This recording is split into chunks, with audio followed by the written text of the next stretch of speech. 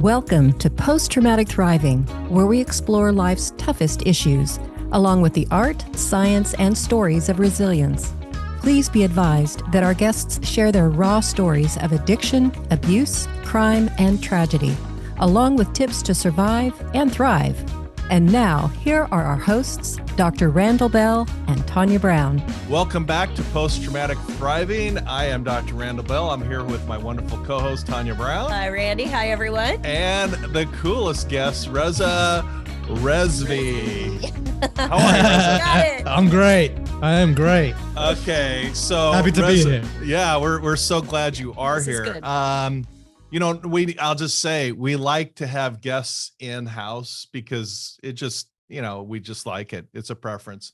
But, we heard about your story. You're in Miami now, but we made an exception to our rule. I appreciate that. With Zoom because A, your story's fascinating and it's even get better. And B, you got a cool accent. So. it always helps. The accent definitely helps. Oh, like for sure. I've worked hard to maintain it. Good. Yeah. Don't let that go. I practice in front of the mirror. Do not let that go. It's gold. Don't ever let it go. Yeah. That's awesome. So I just want to quickly recap the dive episode as I understand it, and then you can all chip in with additional thoughts. But you were born in London, Yes. and as in spite of people thinking of London as Mary Poppins and dancing in the streets, this part, you're in West London, a little rougher. We think of gangs in South Central LA, but you had gang activities there. You kept yourself pretty divided from that. You didn't get into the whole sketchy, thing, although we have guests that do, and they get out of them. Your life's pretty cool. Your mom and dad, your dad's a CPA until you're 10. And then your sister is born with a congenital heart defect, which adds a lot of stress. And about the same time, your dad loses his job, which is traumatic. And, so that's kind of the first layer of trauma from a childhood trauma perspective. Yeah. And then, but you're a go-getter. You're kind of a hustler. You're selling burgers and stuff and cell phones at your school. That's really super cool. And then you get kind of surrounded by a gang that steals all your stuff with your cousin, and you run and make a getaway, and that tells me something about your character. You turn around and knowing that I'm gonna get beat up. Go back to your cousin, because he wasn't smart enough to run. And then you're struggling with school and academia, but you're just this persistent, tenacious guy who goes to the prestigious University of Greenwich, which sounds ranked awesome. 110th on the list. Yeah. It's like when I went to the Rod Stewart concert, and our seats were the second to the last row, and I was so pissed that they weren't on the last row, because at least you can lean against the wall, right? And be more comfortable. Yeah. That's right. Yeah, it's exactly like that. Exactly. Only different. And exactly, only different. And then, so you have this dream. You graduate from University of Greenwich. You've got some great buddies, so they're really supportive. You move to the United States. You think you got it made. You move into a place where the rent's only $700 a month. You're struggling to get a job. Then the landlord decides not to pay your water bill or your utilities, and so you're literally hauling water from the grocery store so you can brush your teeth and everything else. And so you're basically are homeless without a green card. Is it fair to say you were here in the United States illegally? No, I was on a J1 visa, which is kind of like an exchange. It's a termed visa. You pay for it, and you're here for 12 months with no guarantee of employment or whatsoever. Okay. At the end of that term, there you go. Pikachu's back to say, she's back for the survive stage. Is that a parrot? It's she's a cockatiel. Okay. Tanya, good job. You know your birds. Yeah, we have one. His name's Petey. Nice. And so you're kind of hitting the low of your life where you're moved to the US of A, dreams are kind of falling apart. Yeah. And that's kind of where we left it. Did I miss anything, highlights that you want to? It's a great summary. Yep. No, you hit good. it. I'm listening. Spot on. Yeah, spot on. You may be silent, but you're definitely listening intently. I'm not as dumb as I look. I tell my kids that. I'm paying attention.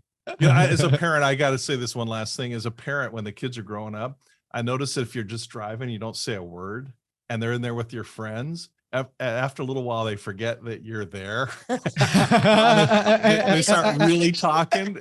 Yeah, you learn a lot. Yeah, that's right. I'm sure all the secrets come out through the cracks.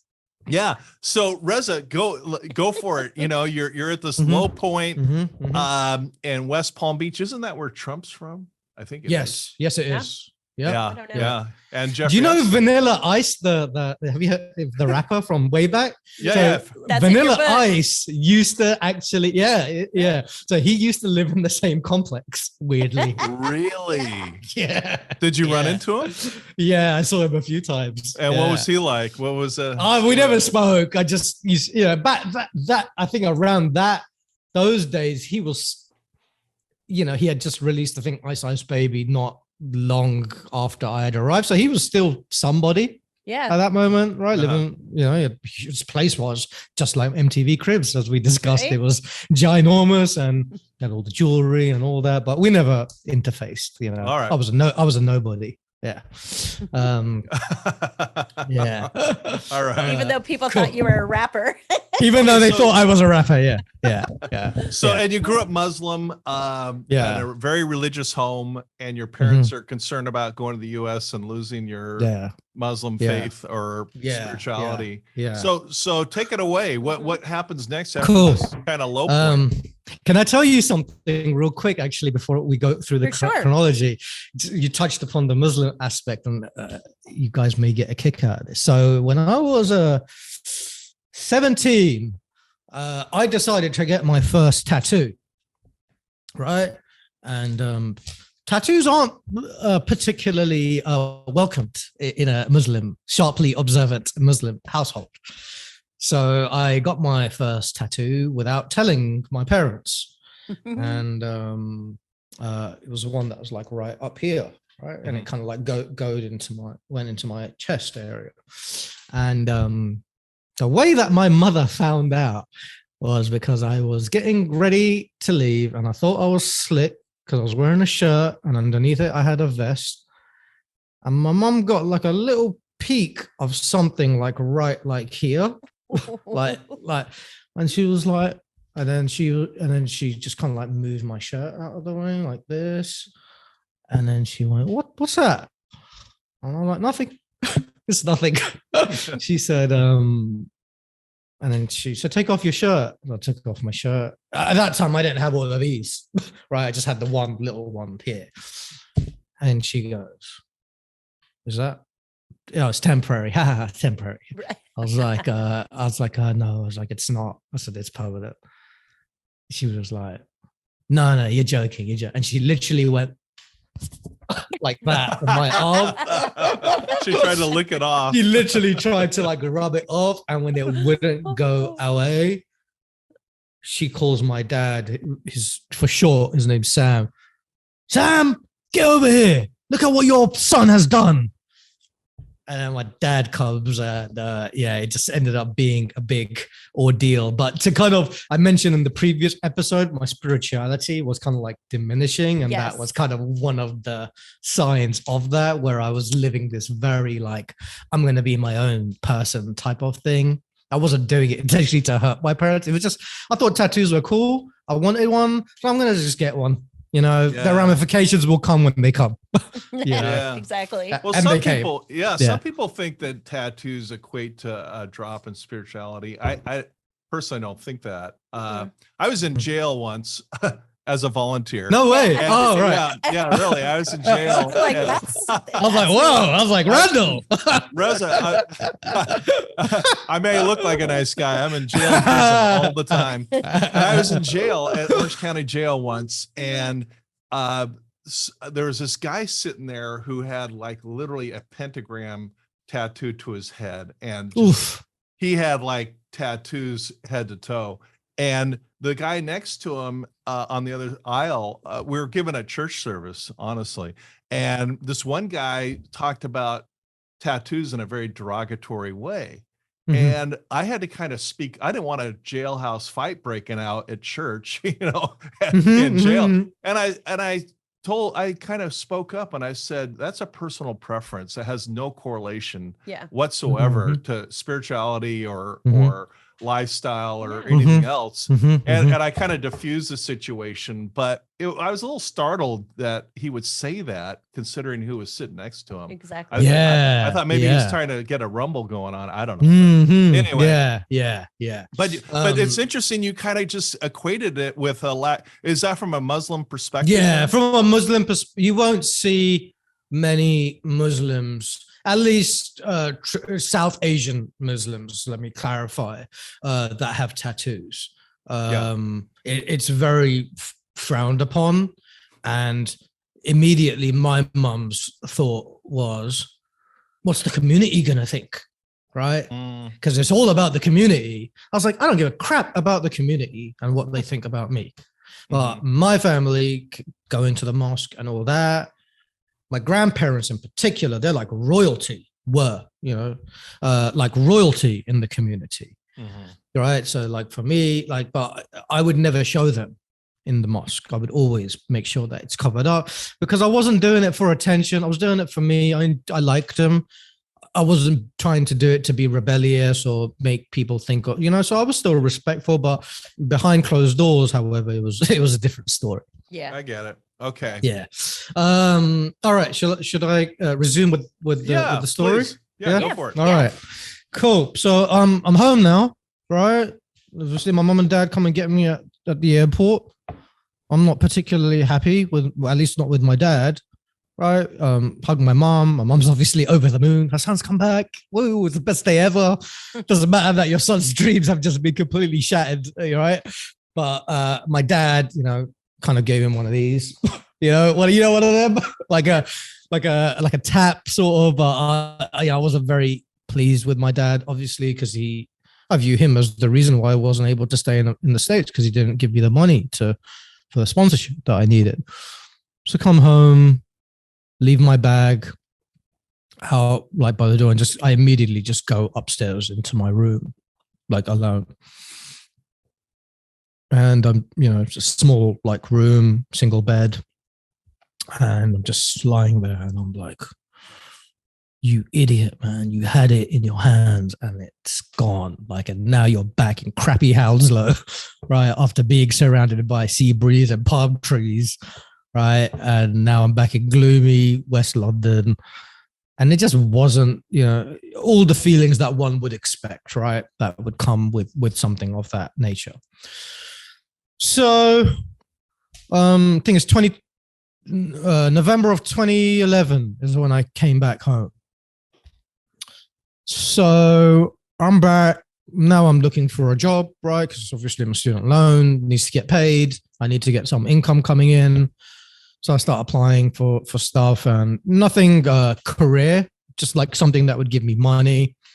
And I always say, if you don't come from a silver spoon, everybody has a gutter job, right? And in the US, generally speaking, that tends to be like when people are in school and things like that, they generally are waiting tables and things of that nature, right? That tends to generally be what you use to kind of pay the bills and things like that. In England, generally it's retail, right? So working in a shop. So, I started to look for just different things I could do in terms of retail. And I found the job. I started to work at Hugo Boss, right? Just in retail. I was on a temp contract, and then I found a job, a more permanent job, because once my contract ran out, they wouldn't renew it. I found another job selling sneakers inside of a new mall that had just opened up called Westfields. It was a sneaker store, and I was just a sales associate. I would sweep the floors, sell shoes, and that would be my life, earning £6.88 an hour. All right. I wasn't doing much to pay off my student loans, but nonetheless, I was bringing in something. And I was living with my parents, right? So it wasn't away. And as I was doing this, I was like, man, I need to get back. I need to get back to the US. How can I get back? And I'm thinking, I'm racking my brain. How can I get back? And I had like this light bulb moment where I thought, aha, education. Education is going to be the way how I get back. So then I was like, okay, let me try to find affordable programs that I could do that would allow me to come back to the US. I already knew I couldn't go the traditional route, right? Because I just can't afford it. So I started to look for other avenues. And I found a school. I'm not going to name the school, if you don't mind, because they did not help me in terms of, so I don't want to give them the satisfaction of receiving any promotion out of this. But I found a school. It was a business school, and it was an international business school that had campuses around the world. Mm-hmm.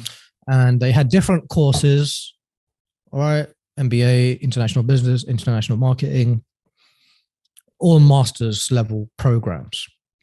The benefit of this school was the fact that they could, you could rotate to different campuses. And two of the campuses were in Boston and San Francisco. The other campuses were in other parts of the world, like Shanghai and Dubai and Brazil and all these like really glamorous places. And I found MBA. And you guys may be aware that when you do an MBA program, you have to do the GMAT exam. Mm-hmm. Right. So I was like, just an exam. Just got to revise. I'll be cool. Right. So I got some test papers and I was like, what kind of language is this? Like, what is this? Like, I was expecting, because I knew it was like an English and a maths component. So I was like, I'll be cool with the English. I was like, the maths, I said, I'm going to have to study. And I saw the English and I was like, what is this? Like, what English is this? Right. I thought in my mind, I was like, I don't know how to speak English clearly. Right. Because of all the, like the way that they get you to put the commas and all of that stuff. And, you know, all of the different like minutia. So nonetheless, I found it, and I found a course that was like a study course with a tutor, with a small group. So went into the course, and it was like 5-6 of us. It was me, still had my braids, and it was these other kids. These were brainiacs, the other people. He said, so where's everybody going to school? The tutor said. One said Harvard, the other one said Wharton. And then I said my school. My school was not particularly, it was not an Ivy League, not even remotely in that caliber. But these other kids were going into top schools afterwards. And they were doing all right with the questions. I was not doing all right. But this is private tutoring.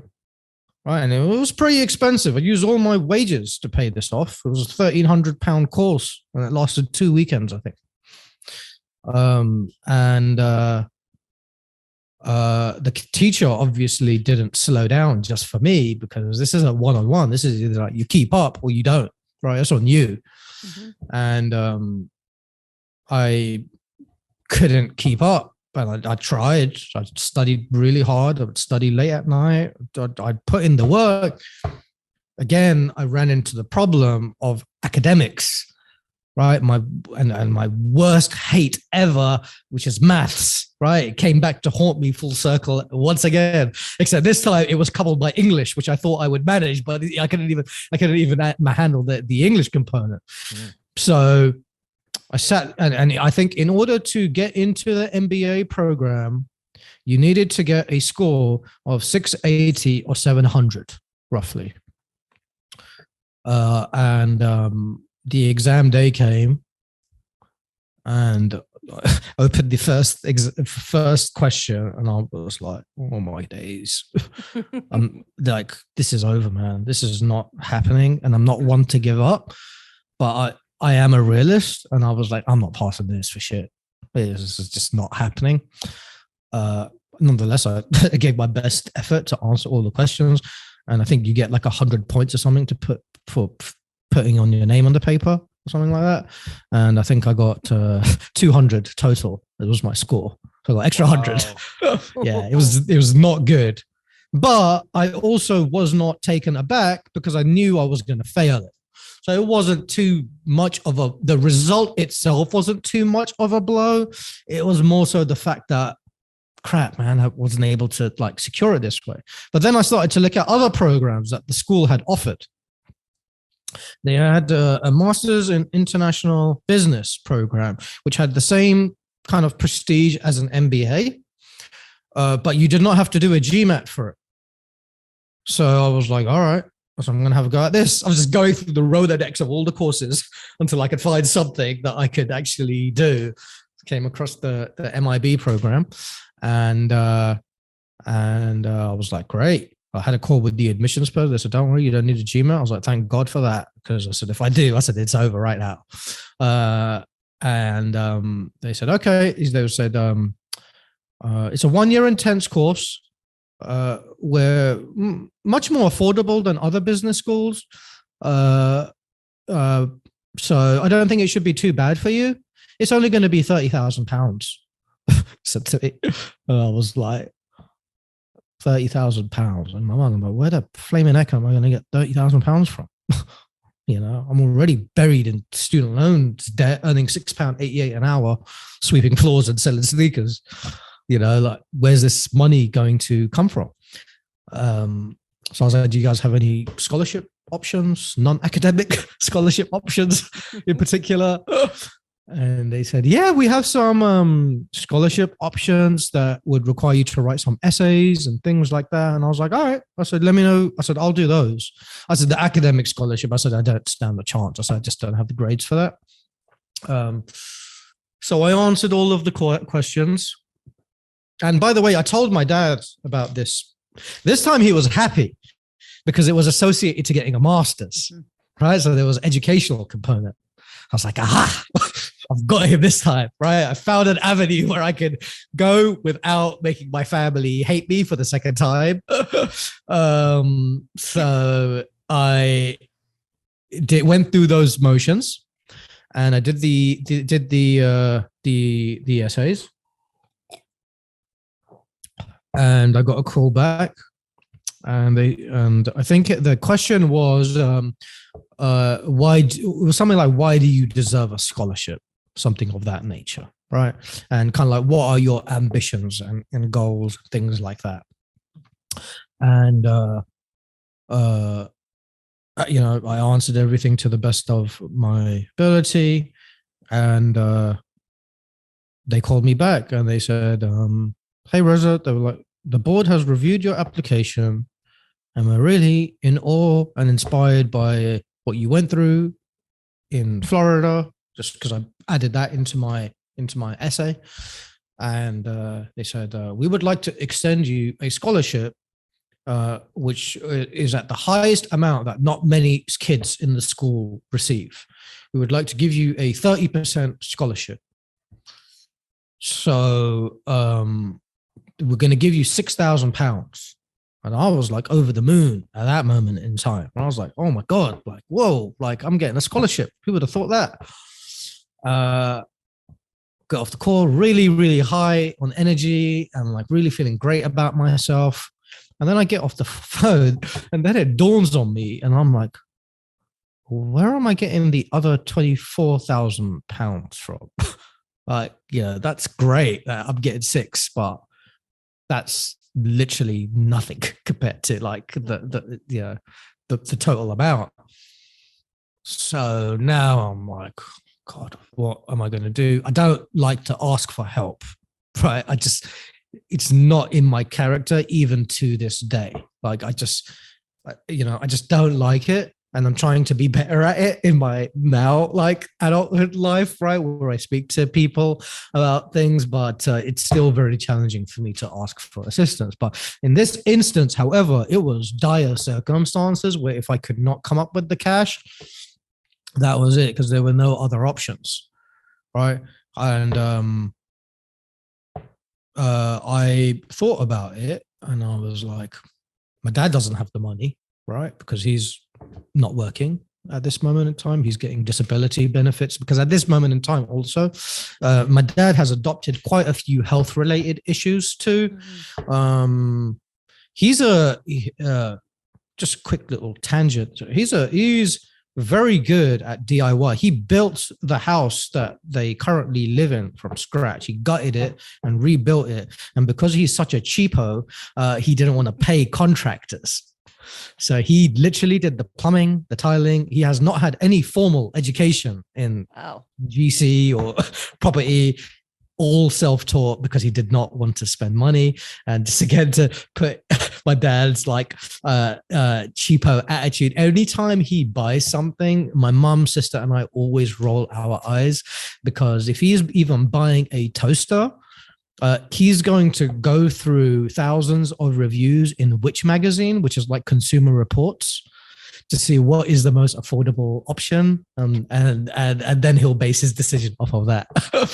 But because of this effort that he had put in creating this beautiful house from scratch, he's now suffering from immense amount of like back pain. Any slight movement, he gets a slip disc and he's out for a couple of weeks.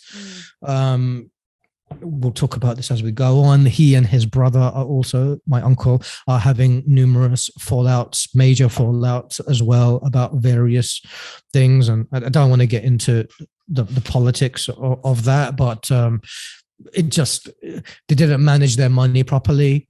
And ultimately it got intertwined within the family, and it created immense problems, and it still creates problems to this day. And as a result, they would constantly get into it and have really harsh arguments, because my uncle is also like my dad in that he has a very short temper. So they would really go at it, and that also would create additional stress for my dad and all the rest of it. So lost my train of thought. Okay, so I've now completed the course, I've now gotten the scholarship, and then I think to myself, I am going to go to my granddad and ask him if he can give me the money. And I've never asked my granddad for anything. I didn't even know how much money my granddad had, but I just knew that he was the most successful man in the family, because he lived a pretty good life. And whenever anybody, like his children, needed money, they would always go to their dad. And like, it's pretty admirable, right? As I mentioned in the previous episode, he was an immigrant, came to the country with £5, retired, and he built a legacy for the entire generation. So I knew that my granddad had the money for it. I just didn't really want to ask him, but had no choice. So my granddad's place was 5 minutes up the street from my parents' house. So I literally prepared a script before I would go into my granddad's house, and I'm pacing up and down in front of their house, memorizing it. All right, what's it? If he says that, what am I going to say to that? This, that, and the other. I've done a lot of due diligence on the school, their success rates, how much money. I've got all of my facts and research ready, and I'm just rehearsing so that when he asks me these questions, because my granddad also, he's very unpredictable. He loves his grandkids, but he's a very unpredictable man. And he also had an abrupt temper that could come out at any moment. Any small little thing, he could get triggered. So I had to be very prepared. And this was a decent sum of money, right? We're talking about £24,000 here, right? So yeah, let's give the listener sure equivalency. That's about 50 grand in US dollars. Is that about right? Yeah. At that moment in time, at least it was, where it was like a 1-to-2 rate. Yeah. So that's a lot of money. That's a lot of money. It's a lot of money. So a lot of money. For it. Yeah. Uh-huh. So walk into my granddad's place, just me alone. My grandma is aware that I am coming, and she's aware of the reason as well, right? I I had asked her not to tell my granddad why, because I wanted to tell him directly.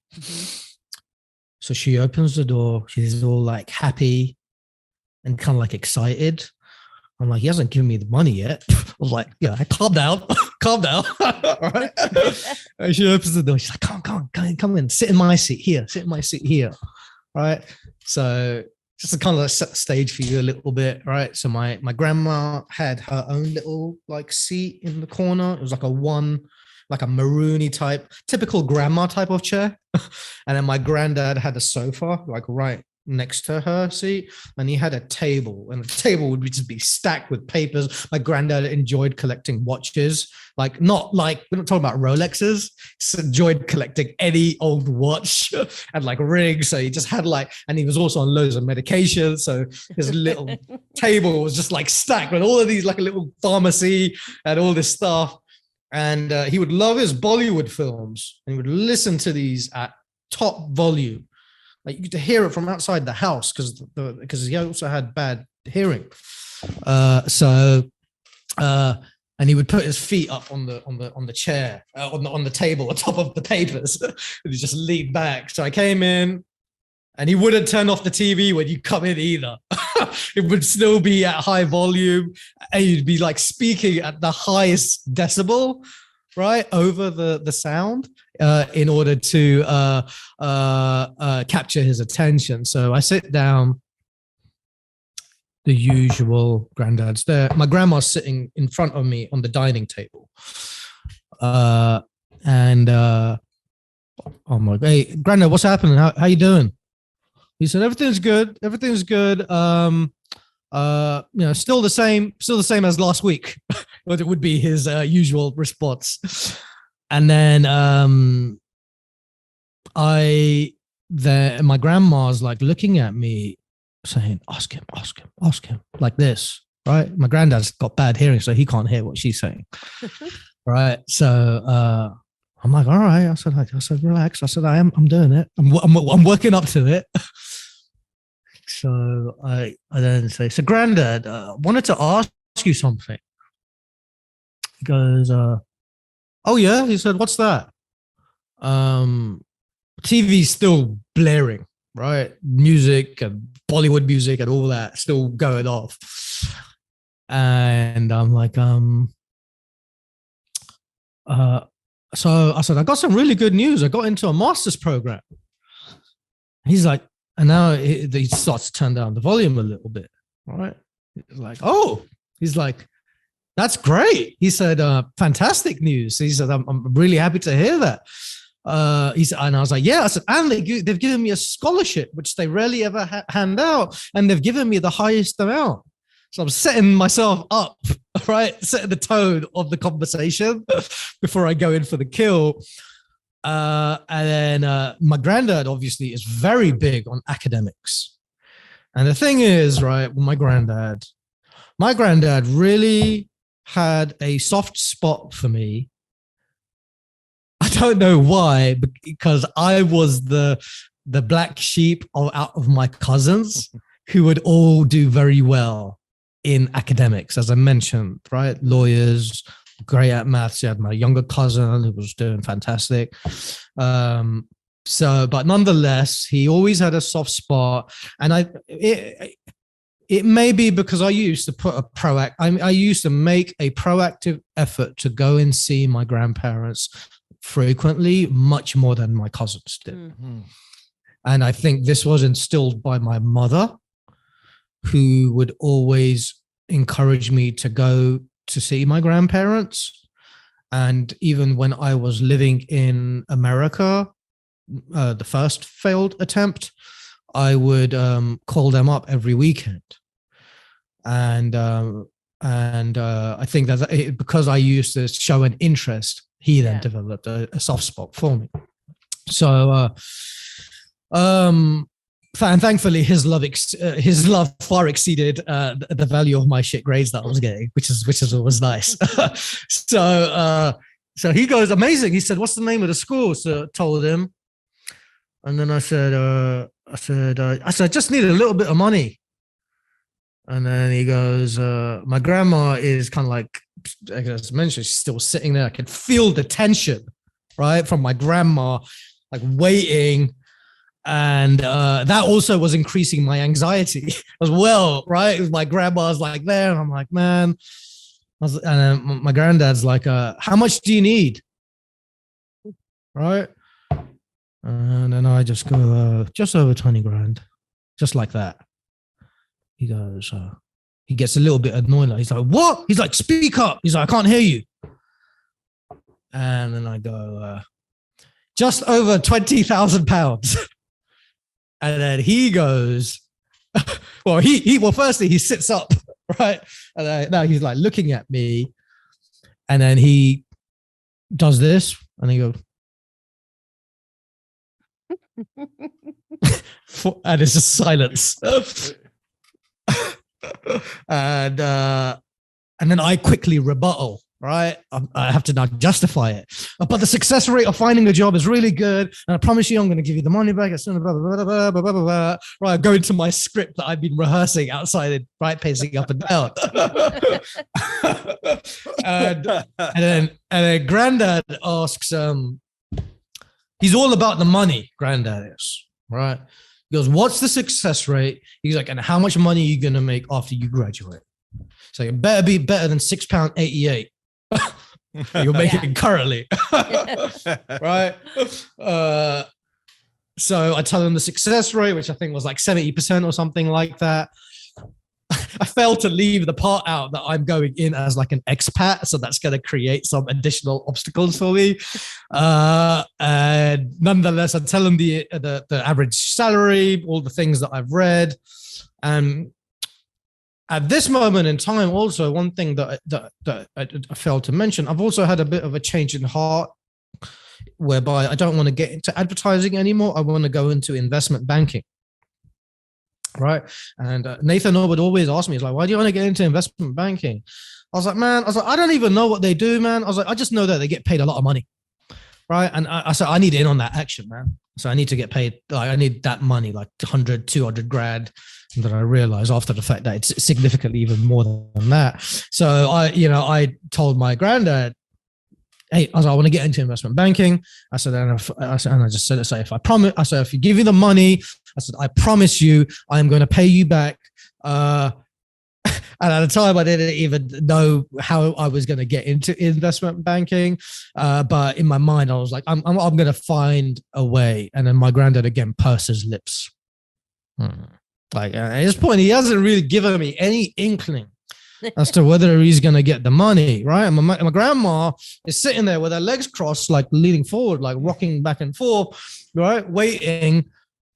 And my heart is now pounding like Phil Collins on the drums. I was just going to say, I'm like, right? It's like, just say yes or no. So yeah. He's asking me all of these questions like an FBI agent, and I don't even know whether he's going to give it to me. It's kind of like the scene from Jaws, right? Da-da, da-da, da, and it just stays at that, da-da, and it never gets to the other end. So and literally, there's like minutes of silence between this conversation. So he now takes his legs off the table, and in the table, he had a little drawer. He literally takes it out, pulls out the drawer, takes out his checkbook, literally writes it on the spot, and he gives me the 24 grand right there on the spot. With no very cool question. He literally asked his questions. I gave him my rehearsed answers, and that was enough. And I think also when I said to him, I promise, I was like, I promise, Granddad, I'm going to make it. I promise you. I just need you to trust me and take the punt. And, I'm going to do everything in my power to make sure that I make this work. So my grandma, obviously, she's like over the moon right now. And I was so like taken aback, like started to get like teary and stuff with my granddad, like, willing to take the risk. And now in my mind, I really felt like I'm gonna get another chance, man. Like, crap. Like, this is gonna happen for me round 2. Like, who would have thought this? And less than 1 year later, because I came back November 2011. This is probably like July of 2012. Yeah. Right? I managed to find another opportunity. So now I immediately, did you have a question? Well, it just sounds to me like you had failed, by basically burning out in Miami or West Palm Beach and felt like a failure, homelessness, having to kind of crawl back home, humiliated, living with your parents, making £6.88, selling shoes and sweeping floors. But again, this tenacious attitude, and you have various resources. I think that the dynamic of your family is really kind of fun and interesting. And you have these grandparents. It sounds like you never really had asked anything from your grandparents before. Never. So they knew your character. They knew, and they were probably, I'm sure your dad or your grandfather and your grandmother were thrilled that you kind of, as you just describe it, the black sheep, are like making a go for it. Yeah. I mean, you're kind of academically, you're not stellar, but you plow ahead. You get that degree from University of Greenwich, and you're back at it again. Yeah. I can't wait to find out off the air what this university is. I'll be honest. I was gonna text. It's like, I'll text you during we'll the break. keep your secret. But I'll tell you also that when they found out that I had gotten in, they were literally like pleading with me, the school was, to complete their survey. And I said, no, because you guys, and I'll tell you why. I'll tell you exactly what they said. Tell us why. Tell us about the whole experience. But the story isn't, it's not in the bag yet, right? 'Cause something else happens, right? Sounds like it's all going swimmingly, right? So come home, I sprint home. My grandma has already told my dad, right? She couldn't wait, contain the excitement. She's already told my mom and dad that he's given me the money, right? So they're already excited. We end the night on a high. I tell all of my colleagues, right, at Foot Asylum, who always thought that I was full of crap, and they thought that I wasn't actually going to move. And I come in like, all like, yeah, guys, guess what? I'm going back. And then things take a very unexpected turn right at the buzzer. And I find out that I won't specifically say who, but I find out that a very close family member, it's not my dad or my mom, I've got to make that clear, but a close family member called up my granddad, and they said, don't give him the money. He's not smart enough to complete that program. Right? And my dad finds out. And my dad is the one that tells me, hey, this person said this. I'm going to have a chat with him. And my dad blew his friggin' top off. Right? Blew absolutely livid. Went back to the person, said, it's none of your effing business what the hell our dad wants to do. Keep your mind out of your business, keep yourself in your business, and stay out of mine and my family's, and this, that, and the other. Yeah. Right. And while my dad was doubtful with certain things over my lifetime, I will also say that my dad can show that he is not supportive to me directly, but whenever anybody else bashes his son, he's not going to have a bar on that. Good. Right, he's the only one that can bash his son, right? Basically, right. Yeah, good for him. So and then he went back to the person, and then the other person was like, look at his academics. It was like he failed at GMAT. He's like, he's been a terrible academic throughout his entire life. What makes you think he's going to be able to complete a master's program? Mm-hmm. Right. And I was quite hurt by it, like imagine like being told that you're not smart enough to complete something, and this person was very close to the family, like very close. I get it. Yeah. That's unfortunate. And, but I'll fast forward, but thankfully my granddad is his own man. And he doesn't give a crap what you tell him, because if he wants to do something, he's going to do whatever he wants, even if it's not well advised. And he said, well, that's your opinion. He said he's still going to have the money. So my granddad still allowed me to have the money, which I was so like, again, like just regarding my granddad, like people are actively going out of their way to like block me, and my granddad still had enough faith. And we'll talk about this as we go on, but my mother always says, and I'm very well aware of it, is that I was very blessed to have someone in the family that had the means of giving me that. So while I didn't directly come from money, I had access to it, right? Mm-hmm. And I know that many people don't have access to it. So my mom often says to me, she was like, she said, it's your granddad is the reason why you have been able to your granddad is the reason why you have been able to get to where you are currently in life. Yeah. And she's absolutely right, because if my granddad didn't take the punt, like I wouldn't be able to have lived the life that I have currently been able to live. Awesome. So now we're starting the school, right? So I elect to start in England. So you're starting your my master's in international business in London. Yes, I chose the London campus because it would be allow me to save money for when I'd be able to go to the Boston campus. Okay. And the reason why I chose the Boston campus is because I wanted to be closer to New York.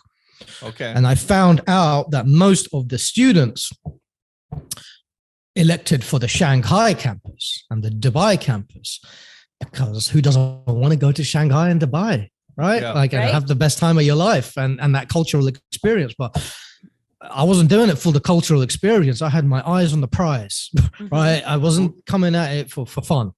You know? So you got a goal in mind. Yeah. And it's New York City. Yes. Yeah. Got it. And also, obviously, I want to get into investment banking, right? And obviously, New York is the financial center of the world, for sure. Arguably. So the school had a portal, right, whereby you could interact with all the international students that were coming in to get acclimated, right? So I went on the portal. But I didn't go on the portal for the reason that most people went on the portal. I went on the portal to see if I could find like a girl or something like that. You know what I mean? Like, so I went on like a dating site. You know what I mean? And I kind of like, I just how I had a look. You're just a typical dude. Yeah, I was like, let College me see. Dude. Yeah. Well, like, I was sitting here kind of waiting because you haven't mentioned any kind of relationship. Yeah. This is the first mention of that. And, and I've had and since you've brought that up, so the other thing is that when I was in London prior to kind of like moving to America, and all that, I did have girlfriends, and most of them were black or mixed race, right? And culturally, that also created an immense amount of stirring the pot with my mom, right? She's born in Pakistan, right? You don't really do these things. Yeah. My dad, on the other hand, he was born in England, so when it came to relationships and things like that, my dad was pretty cool with it. My mom was not. Okay. And actually, my mom, she is certainly not like this anymore at all. Back when I was like 17, I actually called my mom racist. I said, "You're racist, Mom." Okay. You know, I said, because she didn't mind me having like my friends who were all black, but now that I had partners who were from like Trinidad and Jamaica and all of these places, right? You know, she didn't like it. And obviously my dad didn't like it when I called my mom racist. And I was like, well, she's racist. I was like, she is. I was like, she doesn't like me being out with somebody who's of that color. I was like, I don't care about color. To me, it makes zero difference, you know? So, so I did have relationships. I just didn't get into that, but this is where things got perhaps a little bit more serious in that regard. And I found a girl on the dating site, the self-made dating site. And she was from Miami and she was Colombian. And born in Colombia, right? So I was like, oh man, I was like, Colombia, man. I was like, yeah, beautiful women. And they got that beautiful accent, like, oh yeah. And she's from Miami. Oh my God, like, what more can I ask for? Yeah. So I sent her a message and we got talking and we got pretty close. And her name's Ali, right? And she's still my partner to this day. We've been together. Our anniversary was 2 weeks ago, 9 years together. Nice. Congratulations. Yeah, thank you. And, you know, we got talking and we hit it off. She, of course, loved the British accent and I loved the Colombian accent. So we were both pretty happy with, you know, the whole dialect situation. And we started to really get into one another prior to starting. And, man, she got a sweet deal, man, I tell you, because I obviously lived in London and she was coming from Miami, right? And I basically handled all of her accommodation and everything before she even arrived to London. Most of the kids had to find, obviously, their own. I went and viewed all the properties for her because, you know, I wanted to impress her as well, you know, like, so I was going above and beyond the call of duty, you know, to let her see that I'm a good dude. Yeah, good for you. So handled all of her accommodation and all of that, and picked her up from the airport, right? And it was a bit of a tense sort of feeling, but you know, we kissed as soon as I like literally picked her up from the airport, and it was exactly how the conversation was the very first time when we started to text or Facebook Messenger one another, and it's still like that today. And she's been with me the whole time, and we've gone through it, man. Like she does, like the you know, she's been through it. I've been through it, and I said this at Nathan's wedding when I was in my best man speech, because he also has been with his partner for far longer than I have. And I said, you know, it's great when you meet a partner, right, and you're both doing well in life, but it's a whole different feeling when you both come from the gutter and you have endured that gutter together and risen above it and grown together. It's a completely different feeling of gratification. And, you know, and she has been there alongside me, even through the most tumultuous circumstances. And we'll get into some of this as we go on. So anyway, yeah, hooked up all of her accommodation. She's living in Earl's Court, right? Earl's Court's a nice area, right, of England, and I'm still living in Hounslow, right? So I start to slowly just like move in with her. It starts off as a weekend. Get out of mom and dad's house. What do you know?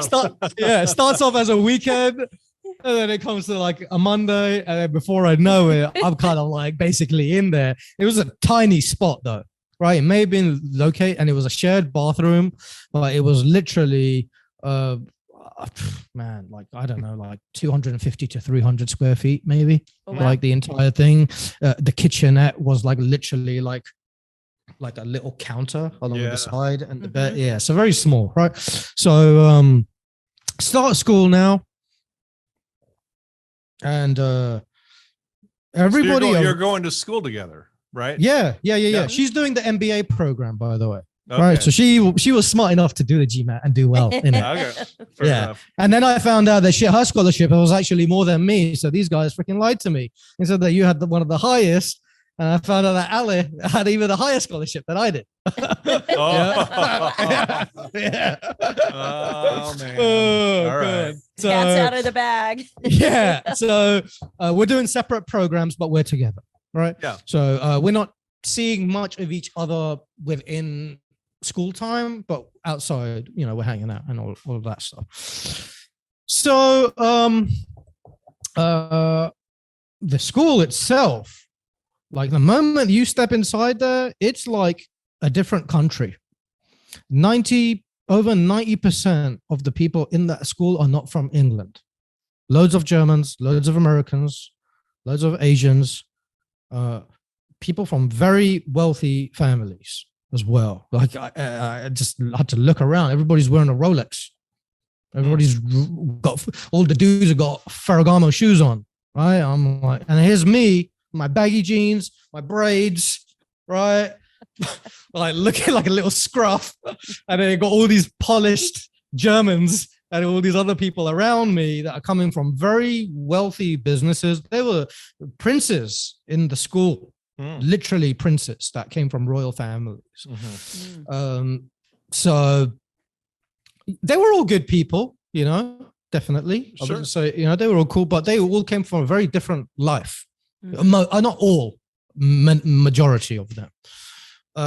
So we're in school doing our thing, and I'm not doing that bad, haven't gotten to maths yet, right? Did marketing, and I'm not doing that bad. And we have careers counselors, right? Well, actually, before I get into that, it was actually in the school where I cut my hair off, right? Completely chopped off my braids, because I going into investment banking, I knew that it's unfortunate. It's all right. I knew that my hair wasn't going to pose a problem, right? So I was like, I'm going to have to chop this off. Annoyingly, I mean, Alice pretty happy about it because she hated braids and everything about it. But so she was happy. But I tell you, I cut my hair off, and I walked into the classroom, and I literally got a standing ovation from all the students. It was lit. I walked in, everybody was seated, and they literally went. And the entire class was like clapping their hands. That's cute. So now I'm looking a little bit more presentable, at least. So I'm having meetings with my careers counselor, and what do you want to do, this, that, and the other. And I tell her that my goal is to get back to America. I said that's where I want to be. And she said, what do you want to do in America? I said I'd like to do investment banking, but quite honestly, I said I'll do anything that gets me there. I said I don't really care. I said I just want to get there, right? And she goes, and she leans forward and she goes, in a very patronizing voice, Reza, I hear what you're saying, but I just want you to be a little bit more realistic with your goals.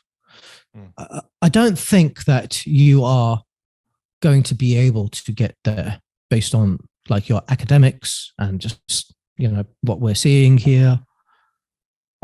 Well, that's sad. And this is careers counselor at a master's level. Yeah. Right. Well, this is not high school. Right.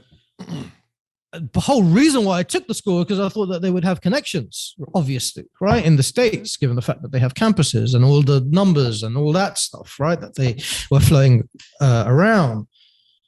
So I guess I'm my dad's son and my granddad's grandson, and I am also I can be very assertive at times when I need to be. Assertive. Yeah, you could call it. You could call it assertive. Yeah, with those. Yeah, and then I leaned forward and I said, I don't really care what you think. I said, I'm just letting you know that this is what's going to happen. I said, if you're not going to help me, I said, I'll find another way to get there. And then I just got up and I left. Good for you. Good for you. Yeah. Yeah. I was like, who the hell are you to tell me that my goals are not realistic?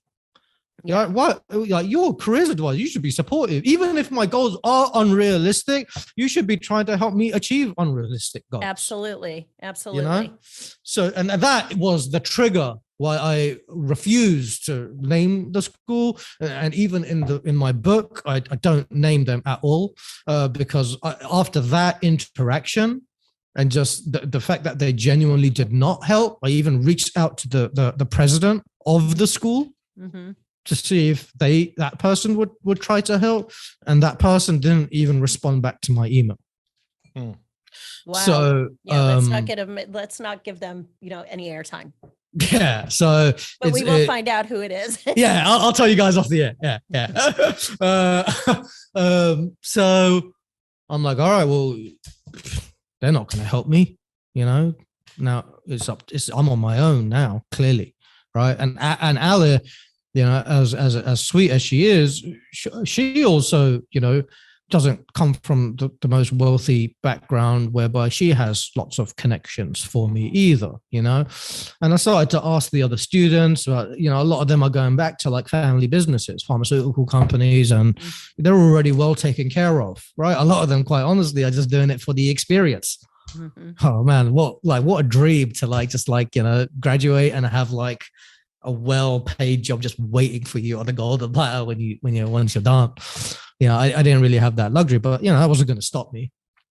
So Ali and I both, as our rotation was getting nearer to the US campus, we then had a conversation, and we were like, well, are we serious?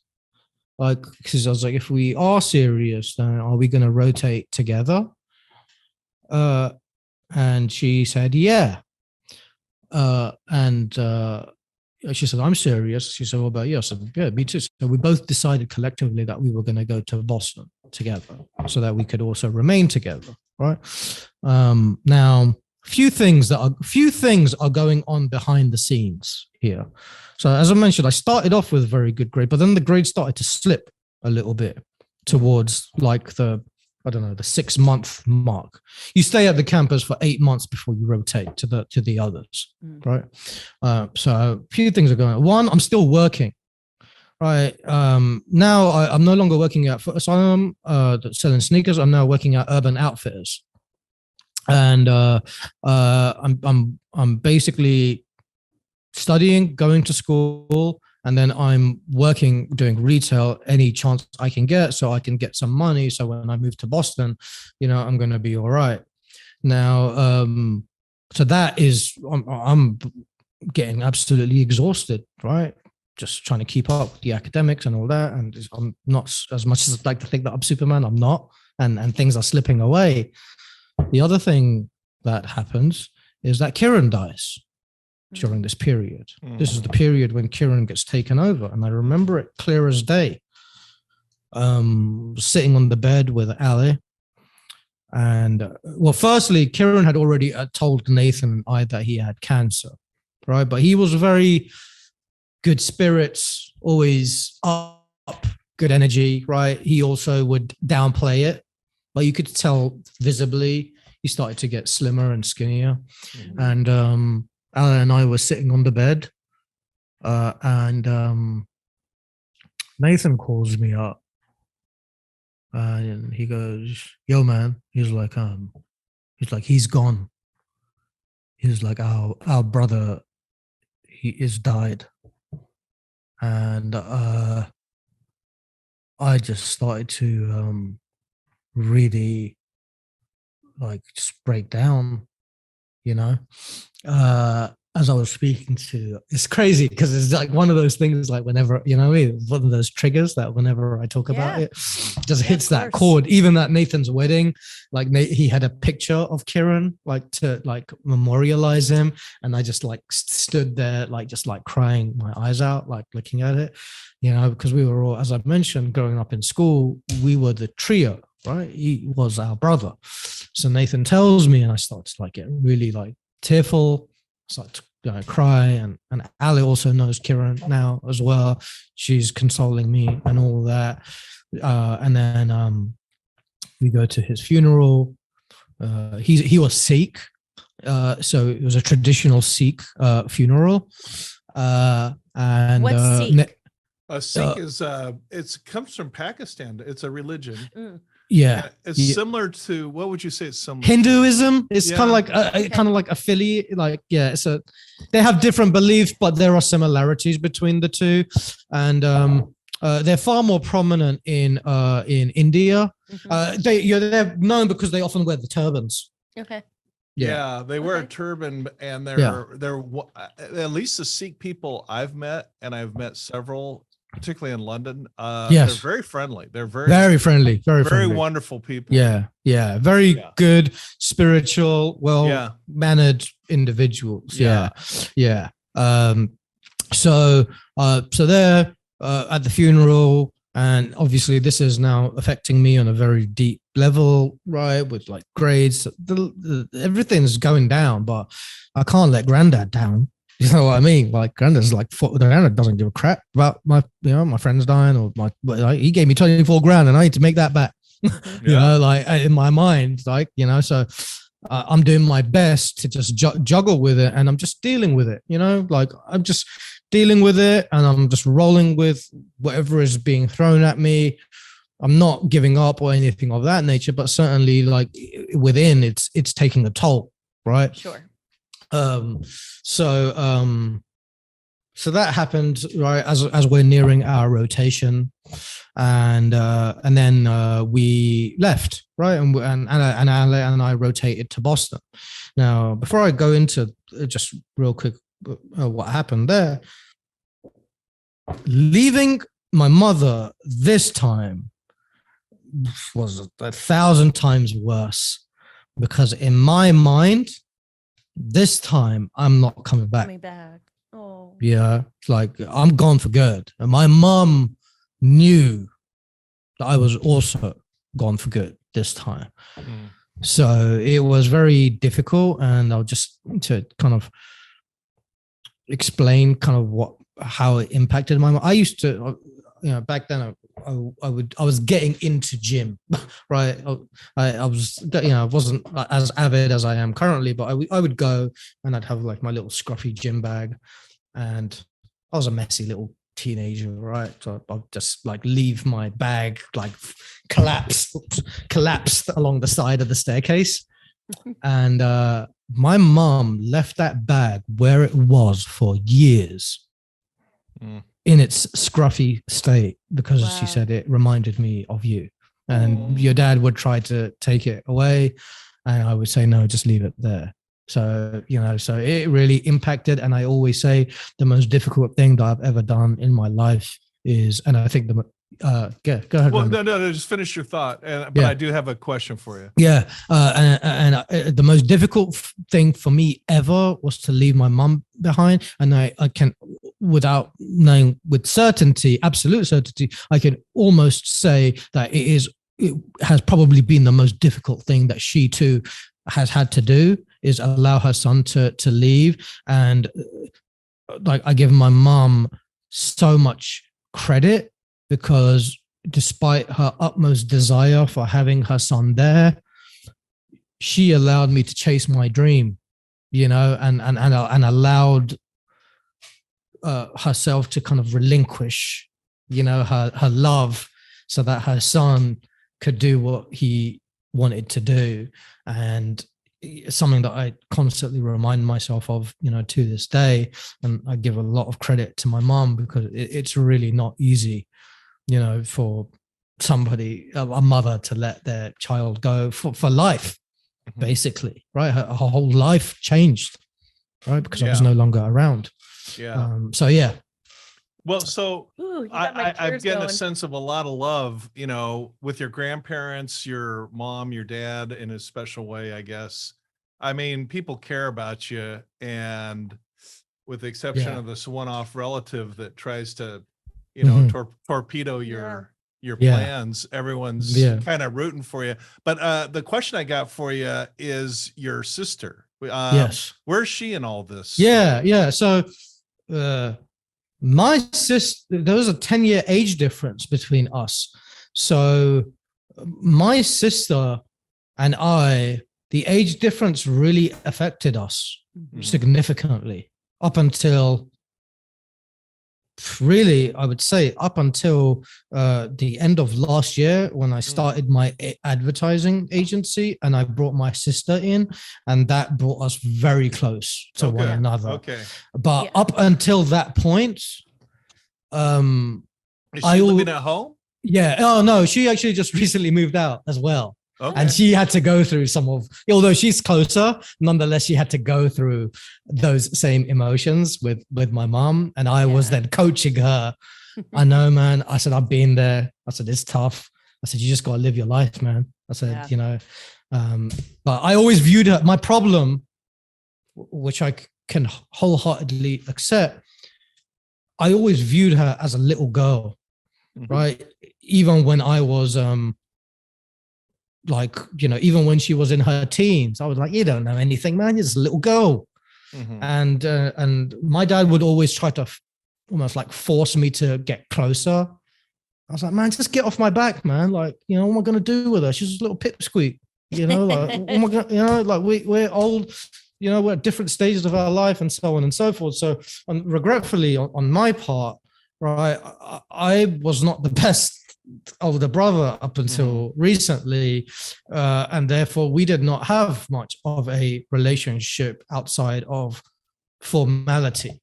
Yeah. So she's just like your little sister who's kind of a sidekick, not paying a lot of attention. Yeah, it's interesting. I totally relate because Denise is 12 years older than me. Nicole's 10 years older than me. And when I was 21 or 22, that's like when our lives kind of intersected, because it's like I'm no longer that little girl. I'm actually like, hey, Nick, let's go out to lunch, like, you know, sister to sister, woman to woman. So I totally understand that. By the time I came around, I think my parents were already tired. Like, just give her whatever the hell she wants. Just make her shut up. Yeah. So I totally relate. I totally relate to that. Yeah. And I feel really guilty about it now, you know. I get it. And we'll get more into the happy ending in the Thrive stage. I was just curious where your little sister was all along. And she was like, you know, he's going away. It's all good. It's all good. You know, I'm sure. Exactly. She becomes the only child. Perhaps I've never asked her. Quite honestly, maybe I should ask her. You know, she's definitely she knows about this, so she'd probably be listening to this. Her name's Sakina, and I would be curious to know, like, what, you know, I've never asked her point blank, like, how did you feel when I left? Maybe she did feel it in certain ways, you know. It's interesting, right? Because this is so bad, but because of the disconnect between my sister and I, what I felt more is, how is my brother Nathan going to feel when his best friend is leaving for the US for good? Right. And when you say for good, I get it. You're moving here as a permanent resident. At least that's your goal at the time. But you obviously visit. I mean, it wasn't. I just meant, like, you know, like, it's a different story, like going out, hanging out. Hey, man, you want to go out for dinner? Yeah, man, let's do, you know, we would stay glued to one another. So I do visit, but, you know, we often talk about this. Coming back once a year, what's that, man? I get it. FaceTime. So it's rough. It's rough on your mom, obviously, even your dad. My dad's my man's man, you know, so my dad certainly never showed it. I'm sure he was busy, like, consoling my mom, because my mom would be, you know, very, like, she was destroyed for a very, very long time, you know. My granddad often would, you know, always say to my mom, oh, you know, poor guy, who's going to cook for him? You know, who's going to do this for him? And my mom would always say, poor guy. She said, it's his decision. He decided to leave. You know, and I say that to this day, right? Where I say, like, you know, and we'll get into this in the Thrive stage, but, you know, I often say, like, I miss my friends, I'm missing my family, but this is the life that I signed up for. You You know, these are the sacrifices that I decided to make. Nobody did this for me. I did this consciously. So, you know, I can be upset and all that, but you know, I knew that this was going to happen, you know? Yeah. So yeah. I get it. Yeah.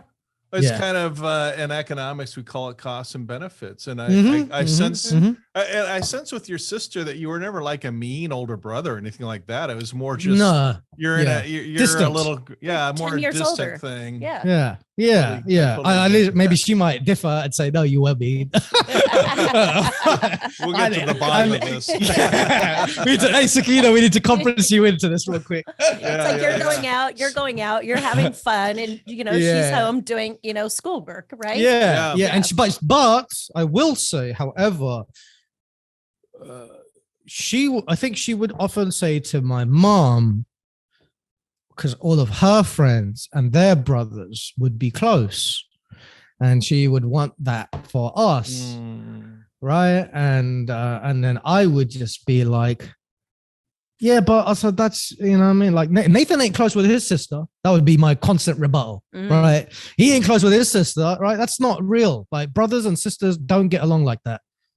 You know, like that. It's just not like what you're asking is too much of a tall ask. It was my perspective at the time when my dad, I was just kind of like roll my eyes like, man, what are you talking about? Like, you know, she's 10 years younger than me. Like we got nothing in common, man. Yeah. You know? I get it.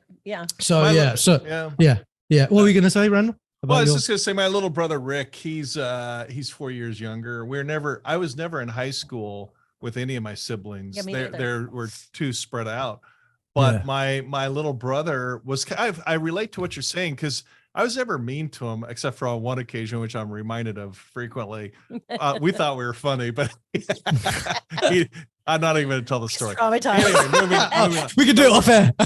We're very close now. I mean, we went to Costa Rica together and last summer, and he was just here in town having dinner, and it's a very close, fun, nice relationship. But growing up, I didn't really pay attention to him. He's just my little blond-haired brother that was. We're all relating to this. And I'm glad that, I mean, teaser alert, there's a happy ending to that. There is. Story. Yes. Yeah. So we're on the survive stage. I mean, you're living in Boston now with your girlfriend. Yes. Kind of wrapping up your masters. Yeah. And I don't want to get into all your big successes. We'll save that. But anything else, you've really kind of modeled a brilliant story of getting back on your feet. And again, tenacious. Yeah. You know? Thank you. I think one of the main things is that so Ale and I were subletting. So we were living out of a suitcase for a few months, just because we didn't want to get tied up into a lease in Boston. Right now, because we wanted to move to New York, or so I thought. But then Alice started to have some cold feet because she thought, "How are we going to be able to afford New York?" No kidding. Right? Yeah. And I hated Boston. No offense to any Bostonians listening. It just wasn't my. I know that they're very prideful of their city. It just wasn't for me. I call it a small town disguised as a city. You could get from anywhere to anywhere in 15 to 20 minutes. Right? I loved it. Boston and coming University. from, I'm sure the college life is fantastic, but for me, coming from a city, it just wasn't for me. And that caused some tension between Ale and I as well, because Ale was like, I'm not sure. And I was like, look, being myself, I was like, we'll figure it out. Don't worry. Like, we'll figure it out. Right. And we were subletting from place to place. And then eventually we graduated. And I'll just wrap it up on this stage here. After we graduated, I had to wait a few months for my work permit. Right. So, and Ale had graduated, but she doesn't have any material savings. So Ale would be the one holding us down during that period, both of us. And she would there's a company. It's funny, when I was writing the book, I Googled it to see if it still existed. It's called taskrabbit.com, where you basically sign up for like freelance tasks like filing and things like that, right? So Ali got a job got an opportunity through TaskRabbit as a freelancer, where she would go in to different florists to do their paperwork, and then she was also working at a janitorial company at the time. Bear in mind, this lady has an MBA working at a janitorial company, right? Mm-hmm. Like, and that's one thing that I also admire about Ali, is that like she is also of a similar mindset, although we have different philosophies when it comes to like entrepreneurialism and things like that. But it wasn't a sense of pride, right? It was like, we got to do what we got to do. Here I am, like all cozied up in the bed, and then she's venturing out at 6 a.m. in the middle of a polar vortex, right? Because this is when the polar vortex was going on in Boston, doing her thing. Right. And but I am not the type of person to just sit back. So I actually started to look for things like that where I could get paid under the table. So I started to go into gas stations, and I started to go into like restaurants where I could become a dishwasher. There was like this restaurant that we used to go to. It was a Pakistani restaurant. And I asked him, I was like, hey man, would you let me like just throw me some money under the table, this, that, and the other? And he said, man, I would love to, but the restaurant isn't doing well. So even though we had made it, we were still struggling as master level grads. And after I got my paperwork, unfortunately, I wasn't able to find anything during this period. So Ali was the one that was holding us down. And then when I got my paperwork, that was it. Like, I hit the ground running, got like a job at Macy's as a Christmas temp. And then I tried to, I wanted to move to New York. So what I would do, and we'll leave it here, is for a couple of months, I couldn't afford like the Greyhound or anything like that. So I would wake up at 5:30 in the morning. Oh no, sorry. I'd wake up at 4 in the morning. I'd catch the 5:30 a.m. megabus, which is a cheapo bus that goes from Boston to New York, which would be like $25 to $30, 4.5 hour ride. I'd go for interviews in New York. Sometimes those interviews would last 10 minutes. Sometimes they would last 15 minutes. I'd finish the interview. I would get the mega bus back to Boston and then finish off my shift at Macy's. And I did this for a couple of months, back to back, basically, until I was eventually able to land something. And that also was very rough, but that was the only way that it was going to get done. And it was what I needed to do, and again, I had my eyes on the prize, and there's only one thing that I cared about, and any grit or grind, like I was willing to just suck it up. Yeah. I love it. Love it. Yeah.